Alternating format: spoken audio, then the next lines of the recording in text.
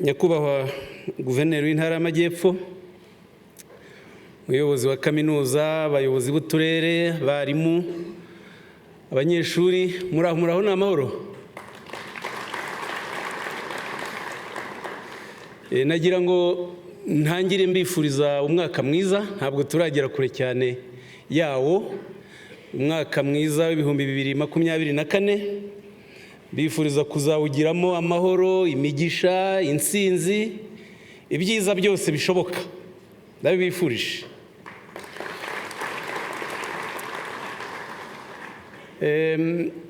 Uyu munsi rero ku itariki 27 Mutarama 2024 twatangije iki gikorwa twise rubyiruko menya amateka. Murabizi ko uyu mwaka wa 2024 ni umwaka igihugu cyacu cy'u Rwanda gifitemo ibikorwa byinshi bifite icyo bisobanura, ibikorwa by'ingirakamaro birimo kwibuka jenoside yakorewe abatutsi ku nshuro ya 30.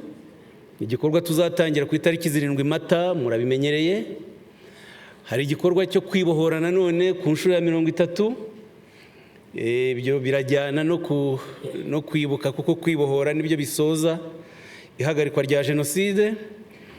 Hari n'igikorwa nanone cyo tuzatangira ejo bundi ku itariki ya 1 Gashyantare cy'umunsi w'intwari z'igihugu. Intwari z'igihugu ni ukuvuga ni abantu babaye indashyikirwa mu bikorwa bitandukanye. Umunsi wazo rero leta yashyizeho kwibuka intwari z'igihugu ni ku itariki ya 1 z'ukwa 2 buri mwaka. Uyu mwaka rero nabwo buzaba ari inshuro ya 30.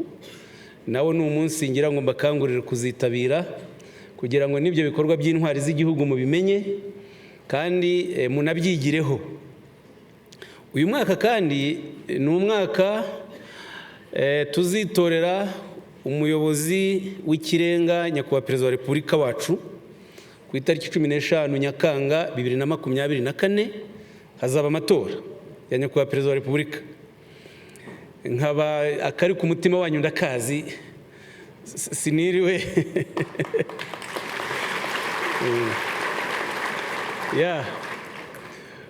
uwo munsi tuzabyina cyane, ariko ni ukuba tubyiteguye. Murumva ni umwaka, ni bimwe mu byo mbabwiye bibagaragariza ibyishimo dufite muri uyu mwaka.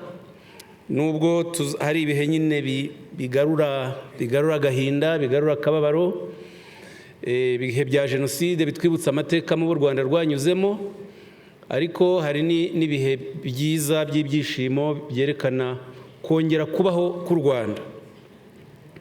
Iki gikorwa rero twifuje ko gitangirira hano muri kaminuza ya Huye, kera yitwaga Kaminuza Nkuru y'u Rwanda, kubera ko ni igikorwa tuzakorera muri buri ntara. Buri ntara hazajya haba igikorwa nk'iki kigenewe cyane cyane urubyiruko, kugira ngo urubyiruko rukangurirwe kumenya amateka yarwo. Murabizi no mu Kinyarwanda hari imigani myinshi bisobanura. Iyo bavuga Abanyarwanda bati utazi yava ntamenye yajya, bivuze ko umuntu uwo ari we wese agomba kumenya amateka atari igihugu gusa, n'amateka y'umuryango wawe, n'amateka y'aho utuye. Ntabwo abantu bashobora kubaho batazi amateka yabo. Amateka bafasha kubaho kugira ngo bayigireho, mu kumenya ibyiza bakabikomeza, mu kumenya ibyabaye bibi bakabikosora, ariko no kugira icyerekezo.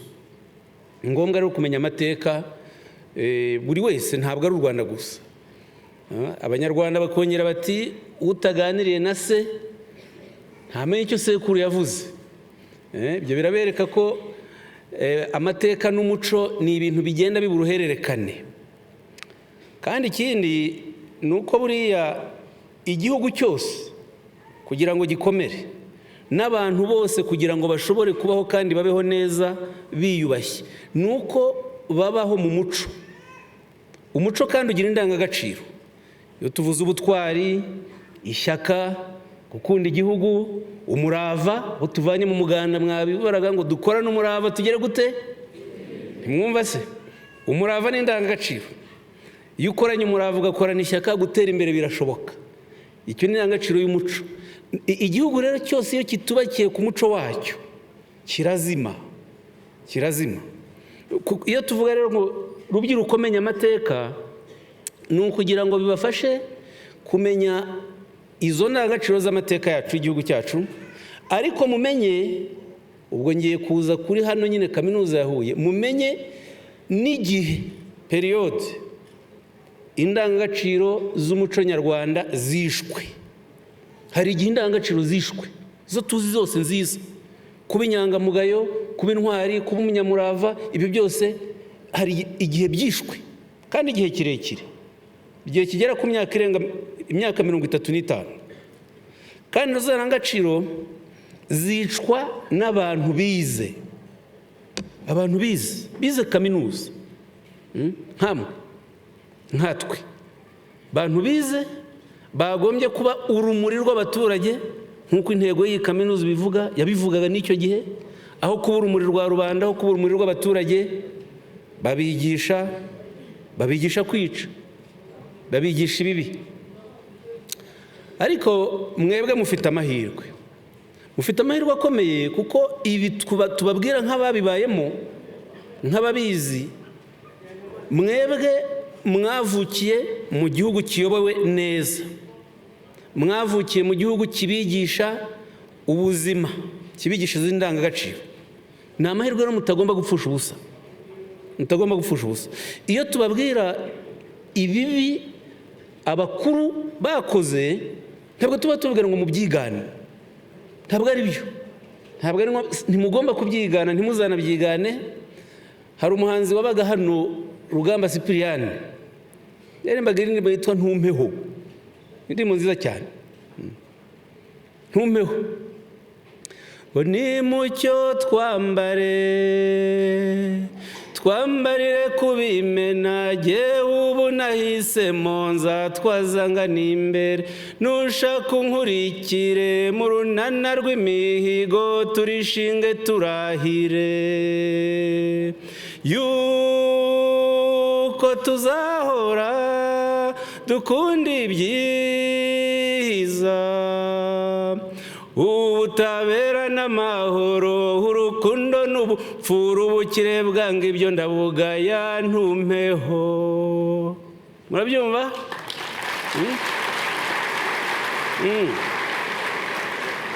Ubukire bwanga, ubutabera, urukundo n'amahoro ndabugaya ntumpeho. Abo rero badukoreye bimwe mu byo ngiye kubabwira, nabo mujye muhora mubabwira muti ntimuduheho. Nubigisha kwanga u Rwanda, ubigisha kwanga umukuru w'igihugu, kwanga ubuyobozi w'igihugu, rutoke ntumpeho ihamanire. Niyo mpamvu ituma twaje ku munsi nk'uyu, kugira ngo tuganire, mumenye amateka, iby'ingenzi biyagize, hanyuma bibaha imbaraga zo gukomeza gukunda igihugu cyanyu, kwigana umurava, mugatsinda, mukaba abahanga, igihugu mukazagiteza imbere, namwe mugatera imbere, mugakira. Iyo tuvuga guteza imbere igihugu, nimwe mugomba kubanza kwiteza imbere, kuko utiteje imbere nta nubwo igihugu wagiteza imbere. Abanyeshuri bize muri iyi kaminuza simbijyamo cyane, kera bari abahanga n'ibyo mu ishuri, ariko bagashimishwa n'uko iyo kuwa gatandatu hageze bajya kuri bisi bagasinda, wanyoye primus nyinshi cyane akaba ari we mugabo, akaba ari we ntwari, kuko ari umusinzi. Cyangwa umukobwa wamenye kuryamana n'abagabo benshi, akaba nawe ari we w'igitangaza, akaba ari we wumva ko azaba umutegarugori. Ibyo byabayeho muri kaminuza twicayemo.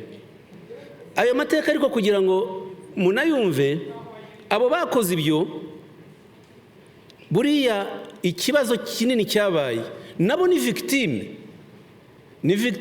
w'igihe babayemo, bakuze barerwa nabi, bakuriye muri politike mbi, politike yabigishaga urwango. Niyo mpamvu nahereye ku kintu cyo kubabwira ngo mufite amahirwe. Abo bantu bakoraga ibyo bangana nkamwe, babigishaga urwango, ntabwo babigishaga gukundana, ntibabigishaga gukunda igihugu, ntibabigishaga ubunyarwanda, babigishaga ubuhutu, ubututsi n'ubutwa. Bakumvisha umuhutu ko afite uburenganzira burenga ubw'abandi, ko igihugu ari iki, umututsi ko we ni umunyamahanga, ni umwanzi w'igihugu, niba bamuhaye n'umwanya mu ishuri ni impuhwe bamugiriye. Noneho ba bana bakuze babumva ko igihugu ari icyabo, bikabashyira byanze bikunze buhoro buhoro mu rwango bafitiye ba bandi bitwa ko ari abanyamahanga. Ibyo umuyobozi nka minisitiri nkanjye nkaza nkaba ndiho nigisha ibyo hano, kandi mbivuga mu Kinyarwanda, ururimi rwacu twese ruduhuza. Mwumva igihugu cyacu cyageze habi. Ntabwo hashize imyaka myinshi, ni imyaka 30 gusa ubishize tubivuyemo. Turagira ngo rero uyu mwanya hari bube n'ubuhamya bugaruka kuri ayo mateka, kugira ngo mwumve uburyo urubyiruko iyo rutitonze rushobora kwisenya narwo rugasenya abandi. Abanyeshuri kwiga kaminuza yari amahirwe, ariko abize nibo bashenye igihugu. Impamvu nayibabwiye nuko bakuze uko barezwe. Hari umwaka wabaye mubi ku bijyanye n'amashuri. Umwaka w'1973 wabaye umwaka mubi cyane, kuko icyo gihe leta ya Kayibanda yari iriho yananiwe kurwanya amacakubiri yari mu gihugu, noneho ishakira imbaraga zayo mu gutanya abaturage, ivuga ko abatutsi babaye mu mashuri benshi kandi ko abatutsi ari bo kibazo, ko rero abahutu bagomba kwishyira hamwe bakagabanya umubare w'abatutsi mu mashuri no mu mirimo. Noneho bashyushya urubyiruko nk'amwe bati hano mu Rwanda hari ikibazo, kandi ikibazo giterwa n'abatutsi babaye benshi mu mashuri. Iyo ideology bayise mu Gifaransa, nirwo rurimi bakoreshaga icyo gihe, bayise myopie sociale. Niho kuvuga ngo ni ubuhumyi bwa rubanda. Wowe urakoze cyane. Ukuvuga ubuhumyi bwa rubanda. Iyo bavugaga rubanda ntabwo bavuga abaturage bose, babaga bavuga abo bitaga abahutu, kuko ari bafata nk'ari rubanda nyamwinshi, ari bo bene igihugu. Bati rubanda irahumye. Bakabisobanura bati, bakavuga ati abahutu barahumye kubera yuko abatutsi bashoboye kugenda binjira mu mashuri bakaba benshi. None rero abahutu bagomba guhumuka, bakagabanya umubare w'abatutsi mu mashuri, bakanabirukana kubera yuko igihugu ari icyabo. Iyo ideology irakwira. Kayibanda rero nka perezida w'igihugu yayikoresheje kubera yuko hari amacakubiri mu ishyaka rye rya Parimehutu. Noneho kugira ngo ashobore kunga abo baparimehutu be bariho bashwana, ashakira ubumwe mu rubyiruko arushyushya. Ariko na Habyarimana yarabiri inyuma ashaka uburyo nawe akora kudeta akavanaho Kayibanda. Ariko icyo ndiho ntindaho nuko urubyiruko nirwo rwakoreshejwe. Niyo mpamvu nabwiye ngo abo bantu babaye victime, urubyiruko rwarakoreshejwe, bararubeshya. Babeshya bamwe ko igihugu ari icyabo, ko abandi atari icyabo, ko rero bagomba kwirukanwa. Abanyeshuri bahise bashyuha, bitangirira muri College ya Kristo Roi i Nyanza hariya. Abanyeshuri bafata leta ibahaza autobus, amabisi manini ya leta. Abanyeshuri abari mw'iyo muvoma, mw'icyo gice cya bashinze ishyirahamwe bise ngo Comité du Salut Public. Comité du Salut Public ni ukuvuga ngo ni nka komite ishinzwe gukiza rubanda, kuyikiza bwa buhumyi. Abanyeshuri rero bajya muri izo komite ngo zitwa ngo ni iz'ubucunguzi bwa rubanda, bajya kwirukana bagenzi babo. I Nyanza autobus ziragenda zirabatwara, bajya ku Kibuye, bajya mu Byimana, barica, barakubita, bajya i Kabgayi. Hano iruhande naho biratangira. Itariki 15 z'ukwa 2 1973. Iyo tariki nigera muzayifate mu bari imyaka ishize. 15 z'ukwa 2 1973. Iyo tariki muri kaminuza abanyeshuri b'abahutu bamanitse liste, urutonde rw'abanyeshuri b'abatutsi basabwa, kuko nuko babigenzaga, bati amazina y'abantu bakurikira barasabwa kwibwiriza bakava muri kaminuza yacu, nibatayivamo barabona. Noneho babimanitse ahagana mu masaha 10 z'umugoroba. abanyeshuri bamwe barayibona bandi ntibayibona, uwibonye akajya kubwira undi. Abahutu nabo biteguye bafite ubuhiri, abandi bafashe ibyuma n'inkota. Mu banyeshuri bigaga habirukanywe harimo abo muzi mbabwira amazina muri bo yamenye. Dr. Emile Rwamasirabo bahamwirukanye icyo gihe, Joseph Nsengimana, Dr. Ezekias Rwabuhihi, bamwe mu bigeze kwigisha aha barimo nyakwigendera Mutambuka Pierre Celestin n'abandi benshi babirukanye icyo gihe, birukanwa na bagenzi babo. Mu babirukanye harimo Pasteur Bizimungu, harimo Nshimyumuremyi Yohani Berikimasi wabaye vice recteur ahangaha muri jenoside yaraha. Barimo babitwa ba Joseph Nzirorera wayoboye Menenida agakora jenoside. Birabereka iki? Bereka ko n'ikintu mpamvu nanabivugira ko abanyeshuri bari mu mashuri yisumbuye n'abari mu mashuri makuru, kubera urwo rwango bigishijwe, batangiye kurukorera mu mashuri, hanyuma banarangije bagiye mu mirimo ya leta, bagiye mu ngabo z'igihugu, bakomeza ya ideoloji y'ingengabitekerezo y'urwango, ari nayo yatumye barimbura igihugu bakakimara. Mwebwe rero iyo tuvuga ngo rubyiruko menya amateka, ni ukugira ngo umenye ngo hari bagenzi bacu bize muri kaminuza bagize amahirwe yo kwiga kandi ari bakeya. Bo biga ari abahanga, kuko barabahanga mu ishuri, ariko nta mutima, nta butwari, nta rukundo, nta shema, nta bwangamugayo. Baragenda bakora jenoside, baragenda bitwara nabi, baragenda bica igihugu, barakirimbura. Na n'ubu muracyababona bamwe abahungiye mu mahanga ari abadogiteri bakomeye bagicirwa imanza.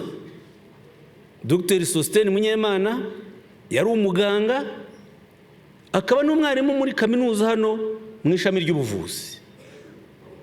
Amaze gukatirwa imyaka 24 mu Bufaransa, aho amaze imyaka 30 abundabunda. Mugenzi we yitwa Dr. Rwamucyo Eugene, nawe yari umwarimu hano muri kaminuza, akaba umuyobozi wa KISP hariya, nawe ari mu Bufaransa, ubutabera buramugeraho vuba. N'abandi n'abahingiro nyinshi z'abo bantu bagombye kuba barateje igihugu imbere bakakiyobora neza, ariko bakirimbuye kandi bafite za PhD n'izindi mpamyabumenyi z'ikirenga z'igitangaza. Ibyo rero abantu mutabyitondeye mwebwe namwe bishobora kuba byabayobya. Ndabwira kuyoba kubera iki? Ubu ngubu kuyoba biroroshye. Imbuga nkoranyambaga icyo gihe kera abo bantu bakwizaga ideoloji ntabwo bagiraga telefone, ntazabagaho telefone zigendanwa, nta social media. Ariko ubu ngubu umuntu wanga u Rwanda cyangwa ururwanya aricara muri Australia, muri New Zealand, Canada, US n'ahandi, akohereza inyandiko, akohereza Instagram message, akayikoherereza mbi cyane mukazibona. Bamwe kandi bakabikorera mu miryango yanyu, imiryango yacu, kavuga utese uti anko ko ari wanyoherereza ibi bintu, uti ibi nibyo nyamara yarahunze ahangaha amaze guhakora amahano n'amarorerwa. Urubyiruko rukabeshwa na bene abo ngabo kubera communication yoroshye. Birabasaba rero no kumenya gushungura bivuze iki? Kumenya ibyo usoma, ibyo ubwirwa, ugahitamo igikwiye rero ntibigoye kukimenya. Mwebwe murakibwirwa n'iki? Uko igihugu cyanyu kiyobowe. Ku gihugu cyanyu kiyobowe murakuzi, ntawe ukeneye kubibabwira. Ariko ubu tubona urubyiruko rurangiza kaminuza hano mu Rwanda bakabona amanota meza, yewe bakanabona buruse bakajya kwiga mu mahanga, bamwe bageraho ntibagaruke, cyangwa banagerayo ukabona bagiye mu bantu bita ibigarasha. Murabizi ni babandi banga u Rwanda batangira kurusenya kandi rwarabigishije, rwarabareze, bashaka ngo kuzaba mu mahanga.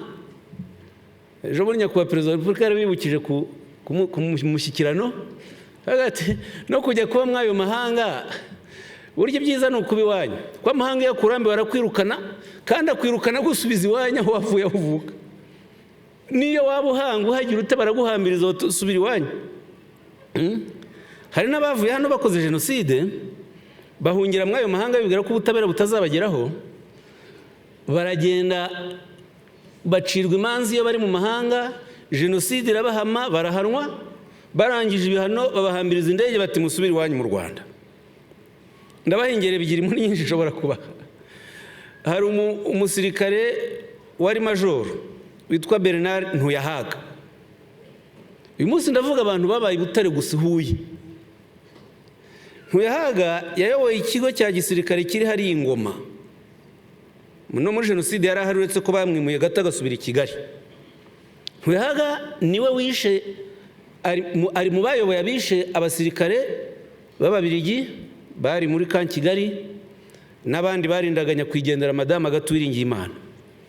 Ntuyahaga Ububiligi bwaramukatiye, yarahungiye iwabo, bamukatira imyaka 20 igifungo cye kirangije.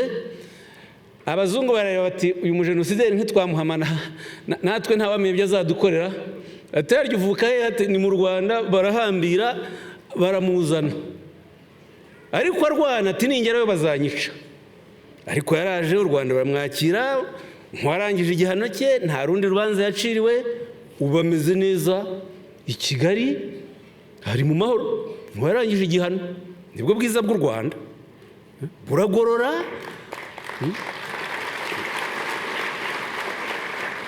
Mwabyumva, ntabwo u Rwanda rwihimura.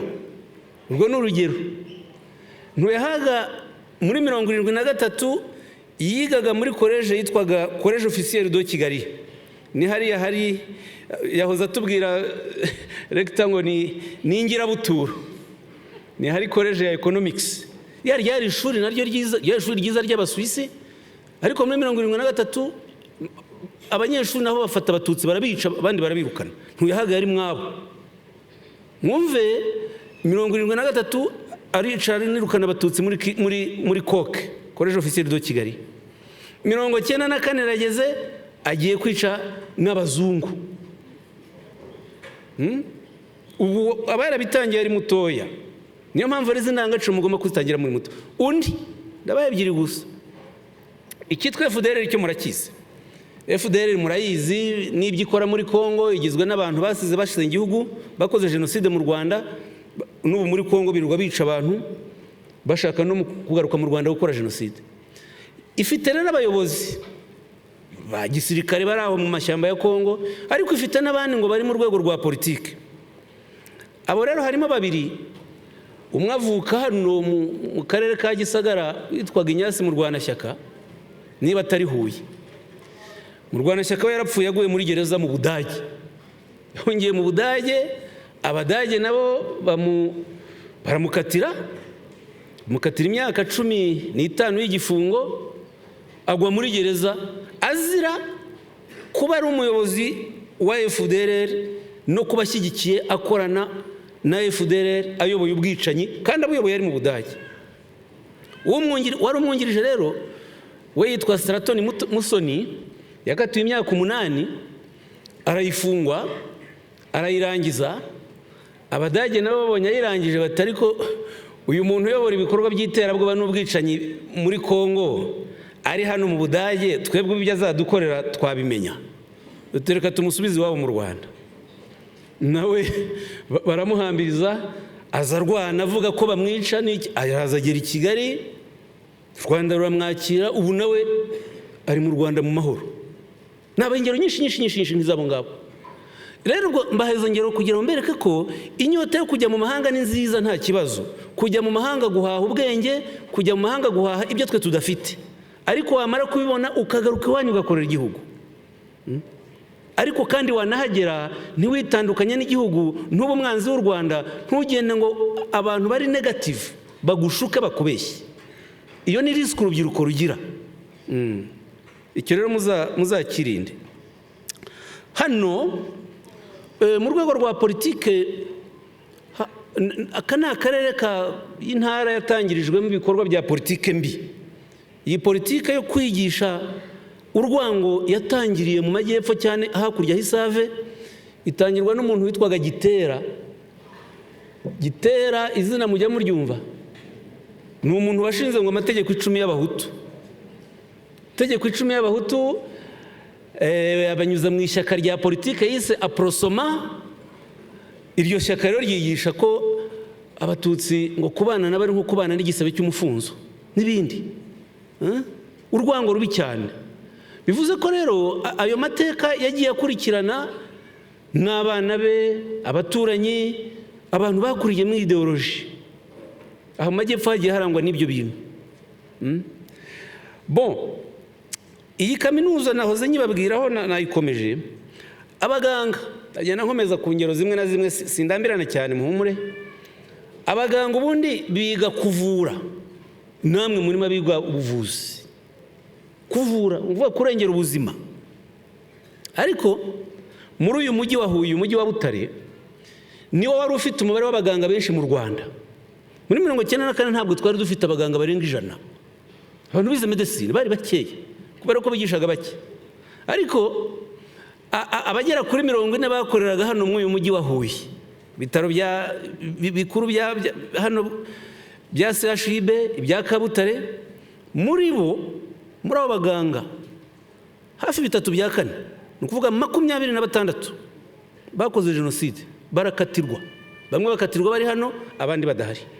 Mwumve abaganga nuvuga abigisha n'abavura. Abaganga 26. Noneho abafasha b'abaganga bita aba infirmiere 31 baha gusa hano muri Huye. Barimo bavuraga abanyeshuri n'abavuraga ku bitaro. Mwumve abantu n'abantu batakaje indangagaciro. Abo kandi biga kuvura no kurengera ubuzima. Usangamo no mu baganga hari ukasanga umugabo ni umuganga n'umugore ni umuganga. Aba doctors bombi bakica bagakora jenoside, bombi ugasanga barakatiye. Hari uwitwa Ndindabahizi Jean Chrysostome. Ndindabahizi Jean Chrysostome yari umuganga wize aha ngaha unavura, akora jenoside, afungiye muri gereza ya Huye hariya ku Karubanda, akata imyaka 30. Umugore we nawe yari umuganga wize ibyo kuvura, ibyo bita ORL, amatwi n'umuhogo, inzobere ikomeye, umugore witwaga Berita Nyiraruhango. Njye nkunda gutanga ingero zifatika kugira ngo mutumva ko ari ibintu bitabaye. Dr. Berita Nyiraruhango we muri jenoside, kubera ko yari inzobere nyine mu kuvura amatwi, imihogo n'amazuru, yafashe umwana muto amwicisha umusimari mu gutwi kugira ngo atange urugero rw'uko ngo n'impinja zigomba kwicwa. Murabyumva? Mu bitaro. Aya mateka rero kuyababwira no kugira ngo mve ko igihugu cyageze habi. Aho umuganga afata umurwayi akamwica akamuvanamo serumu. Mutamenya ayo mateka ntibyabafasha kuzaba abaganga beza. Mugomba kuyamenya kugira ngo mujye muhora mwirinda muti ntumeho. Muti hari bagenzi bacu bagize nabi, reka twe tuba abaganga bazima, abaganga b'intangarugero, n'abandi biga ibindi n'ibyo ngibyo. Uyu munsi rero ni no kugira ngo dutekereze ku rugendo ariko nibeshye. Ndindabahizi umugore we n'uwitwa Nduwamariya Jeanne. Nduwamariya Jeanne niwe mugore wa Ndindabahizi, nawe n'umujenosideri bombi. Naho Nyiraruhango umugabo we ni Nsengiyumva Jeanne Paul, niwe ufunze rero, ariko n'abantu barahunze. Nibeshye umugabo umwe namuvanye ku mugore wundi, ariko bose ni bamwe bahuriye ku bwicanyi. Nta muzima nibeshyeho. Bon, ndagira ngo rero uyu munsi iyi kaminuza nubwo ndiho mbabwira abantu babaye babi, harimo n'abeza kameme. Harimo n'abeza, ntimukeke ko kaminuza yareze ikarera abantu bakagenda bakabicanye gusa, harimo n'ababaye bazima. Hari umwarimu Professeur Rumiya yigishije ba meya wa Nyanza, Professeur Jean Albert Rumiya, avuka hano Huye hariya hafi y'Isovu. yigishaga i Nyakinama, yabaga Habyarimana yari yaramushyize muri komite nkuru y'ishyaka rya MRND. Noneho muri 1992 abonye Mugesera Leon, Mugesera yari nawe umwarimu wa kaminuza, Mugesera ajya ku Kabaya iwabo, ni mu karere ka Ngororero ubu ngubu, akangurira abaturage kwica abatutsi, ati mubateme, mubace muri Nyabarongo, mubajugunye muri Nyabarongo, mubasubize iwabo muri Ethiopia. Rumiya abibonye atyo, afata ibaruwa yandikira Mugesera nka mugenzi we, ati Mugesera ndakugira inama, ati kubona, ati mu mateka y'u Rwanda icyatumye u Rwanda rubaho igihe kinini ni ubumwe bwabo, ati jyewe mvuka kuri data w'umututsi na mama akaba umuhutukazi, ati jye mbona ubwo bumwe nk'ubwo mu muryango wanjye aribwo bwafasha u Rwanda. Ati wowe rero kuba uri umuntu wize kandi wize indimi, uzi n'akamaro k'ijambo, ko ijambo ryica, ukajya gukangurira abaturage kwica, ati nitandukanyije nawe kandi ndakurahiye ihereza ibi ngibi ushobora kuzabibazwa. Wowe Mugesera aramwandikira ko yitandukanyije nawe kandi ko amubwira ko ibyo bintu ariho akora bishobora kuzamugaruka kandi bizagira nabi ubwe n'igihugu. Sinzi niba Mugesera aho ari muri gereza, yahungiye nawe muri Canada, abanyakanada nabo baramwirukana baramuzana, ubu ngubu ari mu Rwanda, yaraburanye akatirwa burundu arafunze, umwarimu wa kaminuza. Ariko umva Rumiya yabaye intwari, ubu igihugu cyamugize umurinzi w'igihango. Rumiya ntiyarekeye aho, kuko byagezeho asaba Perezida Habyarimana yuko yahagarika ibikorwa bya MRND byica no kwangisha abantu abandi. MRND nk'ishyaka riri ku butegetsi nawe yarabereye umuyoboke, ndetse yari umwe mu barikuriye hano muri Perefegitura ya Butare.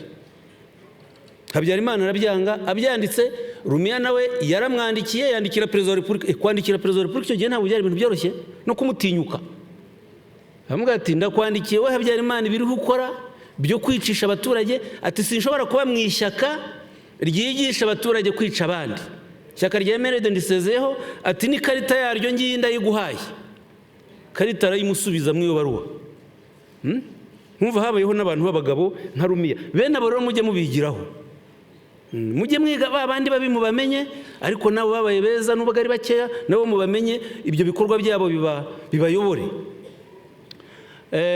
Madame Agathe Uwiringiyimana, Agathe Uwiringiyimana nawe yize muri kaminuza, yewe anayigishamo chemistry, avuka hakurya ahangaha ikansi mu karere ka Gisagara. Uzi ko Agathe Uwiringiyimana abaye minisitiri w'uburezi, niwe muri 1992 buhamya baduhaga hepfo, waduhaye ubuhamya ku rwibutso. Agathe Uwiringiyimana niwe waciye ivangura mu mashuri. Ubundi abatutsi bigaga ntibarengaga 10%, ariko nabwo ntibanarigezeho nubwo ari itegeko ryavugaga. Ariko Agathe Uwiringiyimana yageze muri ministeri nka minisitiri w'uburezi, ati abana bose bagomba kwiga, ab'abahanga batsinze bagomba kwiga tukareba amanota. Bituma urumva ntareba ubuhutu, ntareba icyo, ati abana bose b'abahanga bagomba kwiga kuko n'abanyarwanda. Muzi ko Agathe Uwiringiyimana nawe baramwishe.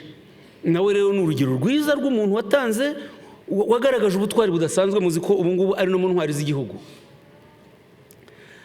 U Rwanda rero mwe bato tugomba gukomeza kubakira k'uwo muco. Impamvu nabwiye ko igihugu cyubakiye ku muco mwiza nicyo gikomera. Hari undi murinzi intwari z'igihugu Felicita Niyitegeka, nawe avuka inaha hariya Runyinya. Felicita Niyitegeka muzi ko jenoside abaye ntimubizi yabaye ari ku Gisenyi. Musaza we Colonel Nzungiza Alphonse yayoboraga ikigo cya gisirikare cya Bigogwe. Mu Bigogwe ni hariya mu karere ka Nyabihu. Cyo cyari ikigo gikomeye cyoherezaga abasirikare kujya kwica abatutsi aho ngaho. Noneho Felicita Niyitegeka yari umuntu wihaye Imana, bamwe bita ngo n'abakobwa ba Musenyeri. Abatutsi bamuhungiraho mu mujyi wa Rubavu. Noneho bamuhungiyeho, musaza we arabimenya, kandi interahamwe ze zishaka kujya kwica abo batutsi, yohereza abasirikare kugira ngo bajye kuzana musaza we nako mushiki we, hanyuma interahamwe n'abasirikare babone uko bica abatutsi bahungiye kwa Felicita. Felicita aranga, abwira musaza ati, amwandikira akabaruwa ati, niba ushaka kunkiza wowe grand frère, urankizanya n'aba bantu bampungiyeho, aba bantu mpishe mfite, niba ati kandi urabishobora, niba rero ubishobora ukaba ushaka no kunkiza uradukiza twese. Undi aranga, interahamwe ziragenda zirabicana. Ngubwo ubutwari bugeza naho umuntu hari ubuzima bwe. Abo rero ni mpamvu nabwiye ko ndi bubaha ingero z'abantu ba hano. Urumva nagiye mbabwira babaye babi, sinavuze Kambanda wabaye minisitiri w'intebe uvuka hano nawe mu mwaka karere ka Huye mu bumbano hariya. Sindi ku bwabo Theodore waje ku itariki 19 z'ukwa kane agakoresha inama ati, abahutu bumva ko gukora jenoside bitabareba nabo mu bice n'uwo hakurya igisagara hakurya hano. Mwumva? Kandi abo bizaha bose bazaga rero mu kaminuza gutoza urubyiruko kwanga urundi. Ibyo rero byose mubimenye, ayo mateka niyo twifuje ko mu kugana mu iki cyerekezo muyamenya tukayaganiraho kugira ngo mumenye kurinda igihugu. Mumenye kurinda igihugu. Niho ngiye gusoreza. Twateye ibiti. Nibyo twabanje mu muganda wo gutera ibiti. Ibiti twateye harimo igiti bita umurinzi cyangwa umuko. Umuko mu Kinyarwanda cyari igiti gisobanura n'ubundi kurinda igihugu, gisobanura ubwirinzi, kigahora buri gihe bageraga ahantu mu nkingi urugo rukagira igiti cy'umuko aho bagishyira kugira ngo kibarinde abanzi, kibarinde abarozi, kandi kirinde urugo rwose, kiruha amahoro, kirinde n'igihugu. Ni sembore, ikimenyetso cy'ubwirinzi cyo kurinda. Kuba rero twateye umuko niho kuvuga ko igihugu tugomba kugikunda, kugikora no kukirinda. Ikindi kandi umuko ni igiti kidasanzwe. Nicyo giti cyonyine kigira indabo. Ibindi biti nta ndabo bigira amababi. Umuko ugira amahwa ukagira n'indabo, indabo buriya zutukura. Indabo rero ni igisobanuro cy'ubuzima, ni douceur, ni ubuzima, ni uburyohe.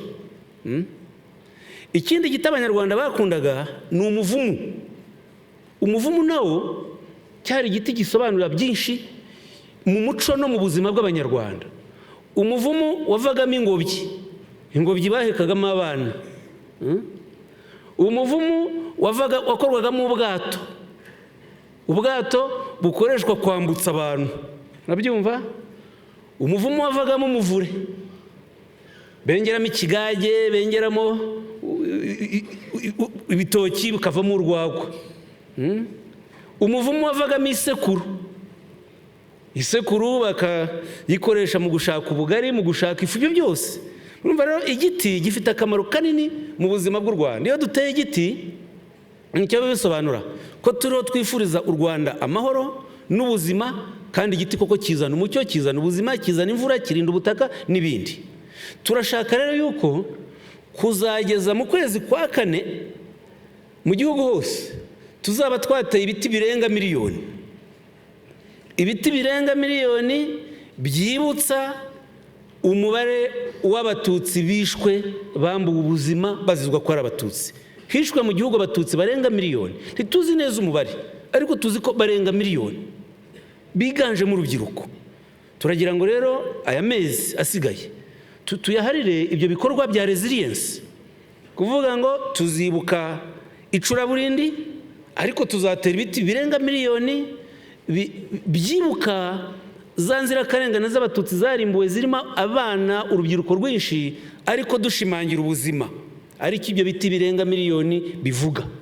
Tukaba rero icyo twaje gutangiza ahangaha muri iyi ntara y'Amajyepfo, muri aka karere ka Huye, ngira ngo tubitangize ku mugaragaro. Nicyo twakoze, ariko ni n'ibikorwa bizakomeza muri aya mezi 2 asigaye kugira ngo twinjire mu gikorwa nyirizina cyo kwibuka. Reka rero nsoreza ahangaha mbashimira kuba mwitabiriye iki gikorwa, kandi mbashishikariza cyane nk'urubyiruko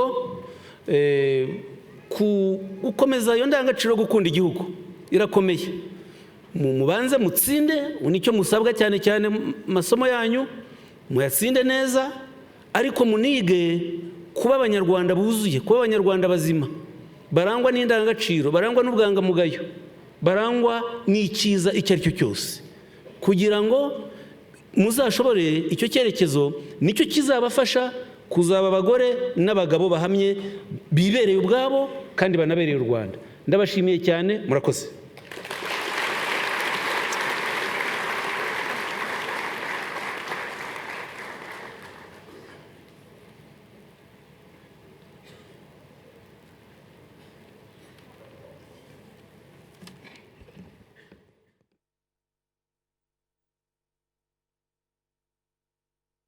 tugejejeho ati ukubwira kwanga u Rwanda nawe ujye umubwira uti ntumeho. Nizere ko dufite ibyo twigiye mu kiganiro duhaye. Nizigi mu magambo